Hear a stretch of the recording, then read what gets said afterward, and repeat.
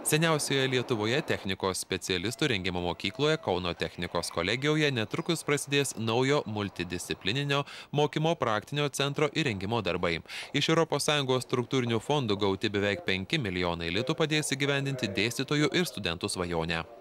Tos laboratorijos susidarys, galima sakyti, iš tokių dviejų didelių dedamųjų. Tai viena dalis tai yra informacinės technologijos, kurių, jeigu procentiškai vertinti, užimtų per 40% ir per 30% būtų laboratorinė įranga.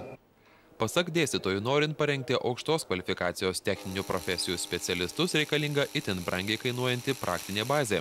Šiuolaikiškos studijos leis ruošti savo dalyko žinovus, pasirengusius iškart visaverčiai įsilieti į darbo kolektyvą. Lietuva neturi technologiškai atsilikti nuo išsivystysių šalių ir turi semtis pačių moderniausių technologijų, tai kaip tik bus galimybė mūsų studentams ir beje ir dėstytojams pasisemti tų naujų technologijų. Dviejose kolegijos elektromechanikos ir statybos fakultetuose ruošiami autotransporto elektronikos, elektros energetikos, kelių tiesimo statybos specialistai.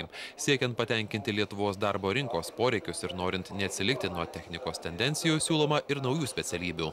Tos specialybės elektroninės statinių valdymo sistemos, automatizuotas medžiagų apdirbimas yra visai naujos specialybės, kurios yra reikšmingos ir Lietuvos ūkiai.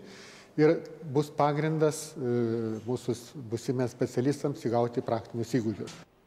Kauno technikos kolegija viena iš 6 šalies kolegijų, dauguma regioninės, kurios atnaujins technologijų ir inžinerinės krypties studijų bazę ir rengs šiuolaikiškus praktinio mokymo centrus.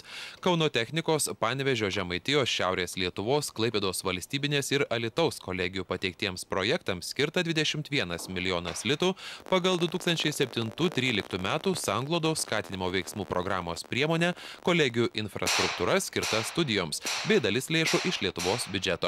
Tikimasi, kad kolegijų modernizavimas skatins aukštųjų mokyklų ir profesinių mokyklų bendradarbiavimą, kvalifikuotų šiuolaikinės technologijas ir inžineriją išmanančių specialistų rengimą.